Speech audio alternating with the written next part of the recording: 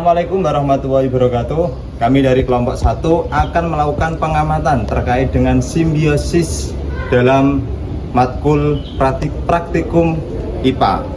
Nama saya Muhammad Munib, NIM 86039633. Saya Soimah dengan NIM 8585339292. Saya Yuki Kaprihantini dengan NIM 8585255747. Saya Safikotu Nikma dengan NIM 8585264409.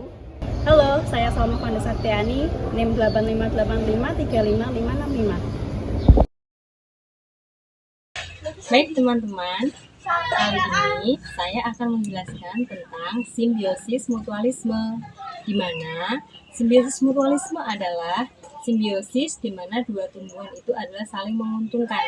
Jadi, di sini saya mempunyai contoh pohon kelengkeng dan lebah. Simbiosis mutualisme yang terjadi antara pohon kelengkeng dan lebah yaitu pohon kelengkeng yang berbunga menghasilkan nektar sehingga memanggil lebah atau mengundang lebah untuk datang mengambil nektarnya. Ketika lebah akan mengambil nektar, serbuk sari dari bunga kelengkeng ini tertempel pada kaki lebah, kemudian tersebar ke bunga-bunga yang lain. Nah, disitulah simbiosis mutualisme terjadi, yaitu lebah diuntungkan dengan mendapatkan nektar, sedangkan pohon kelengkeng diuntungkan dengan cara dibantu penyerbukan sari oleh lebah. Itulah teman-teman simbiosis mutualisme yang terjadi antara pohon kelengkeng dan lebah. Terima kasih. Simbiosis komensalisme merupakan hubungan antar dua makhluk hidup di mana yang satu mendapatkan keuntungan sedangkan yang lainnya tidak dirugikan dan juga tidak diuntungkan. Sebagai contoh di samping saya ini ada pohon mangga dan juga jaring laba-laba. Baik teman-teman, mari kita lihat apakah pohon mangga itu mendapatkan keuntungan atau dia dirugikan, dan sebaliknya apakah jaring laba-laba itu merugikan bagi pohon mangga. Mari kita lihat. Oke teman-teman, kali ini aku mengambil contoh jaring laba-laba yang menempel di pohon mangga.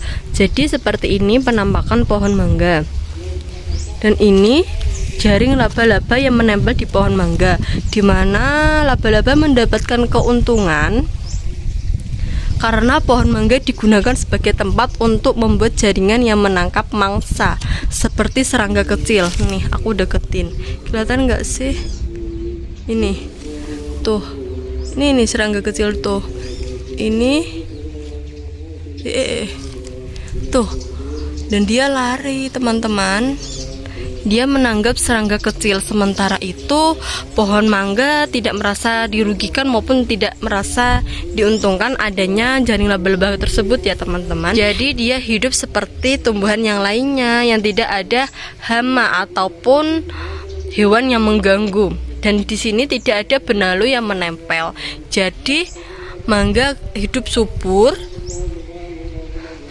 dan tidak mendapatkan keuntungan maupun kerugian dari adanya jaring laba-laba tersebut. Baik teman-teman, saya akan menjelaskan simbiosis parasitisme. Simbiosis parasitisme adalah hubungan di mana dua makhluk hidup yang mana satu diuntungkan dan juga satunya lagi dirugikan. Pihak yang diuntungkan disebut parasit, sedangkan pihak yang dirugikan disebut inang. Parasit biasanya hidup mengambil makanan atau tempat tinggal dari inangnya. Berikut adalah contoh simbiosis parasitisme, yaitu salah satunya adalah nyamuk yang menghisap dari manusia.